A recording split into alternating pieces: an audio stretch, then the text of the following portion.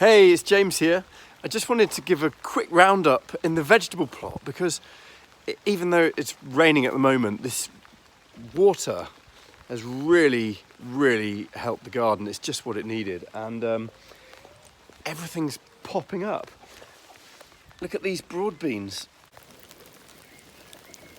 They're absolute beauties. They've just suddenly all come through, and they're well on the way now.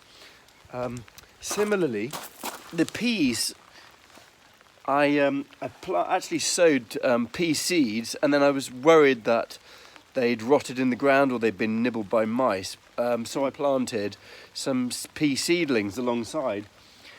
The crazy thing is, the pea shoots, the seeds, have caught up with the seedlings. So it kind of just goes to show you there's an optimum time for planting, and you can't force nature. That's going to be a good crop of peas there. As soon as they get a bit taller, I'll put some sticks or kind of climbing wire for them to grip onto so they don't fall over. Look at these brassicas. They're absolutely beautiful. Here we've got some purple sprouting, which should be ready in the summer. In fact, some of it's starting to sprout already. And the overwintered Cavanero, which is, it's ready to eat. It's ready now. It's amazing. All of a sudden, the garden has come to life.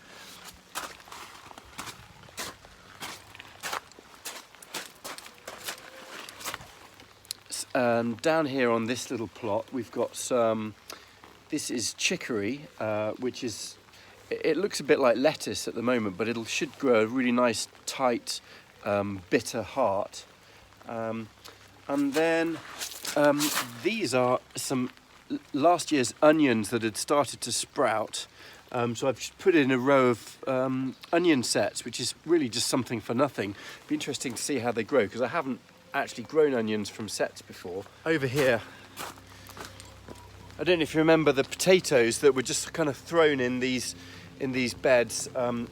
I've banked them up, and they're all showing now. I probably need to do a little bit of homework to work out what to do next, because I think I need to increase the volume above the potatoes in order for there to be enough space to get a good crop. But so far so good on that one.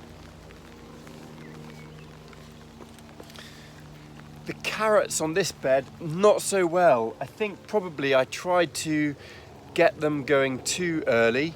It's what I was saying earlier about you can't force nature. We have got a few coming through, but really I would say this is a germination failure. I'm going to have to re-sow this bed. Also got here some spinach, absolutely delicious. This is the perpetual spinach, good to its name. It's leftover from last year, just kept it going, and it's ready to eat again. It's absolutely young and fresh and delicious. And chickens like it too. Just love it. Ooh, blimey. Cocky. Bugger. I was trying to give you some food. This is the most aggressive cockerel. He is just fierce. In the greenhouse, we've got a lovely little crop of basil here. Some peppers just poking their heads through here. But I have got peppers that I've companion planted in between all these tomatoes. Look at the size of the tomatoes. I mean, in the heat, they've just shot up. And these are cucumbers. These are actually the outdoor variety. So they're doing nicely. In fact, they're probably going to be ready to go in the ground outside quite soon. I don't want those to get root bound in the pots, because that'll set them back. So I think as soon as we get a next bit of sunny weather, I'll find somewhere outside in one of the beds for those, and make a climbing frame for them. Now this is very interesting. Never before, but these are chickpeas.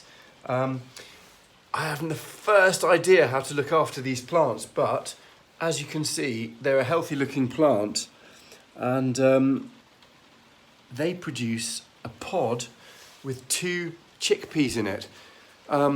Seems like a lot of work for some chickpeas, but I really want to learn how to grow this type of pulse because I want to use this more in my cooking. So that's actually really exciting.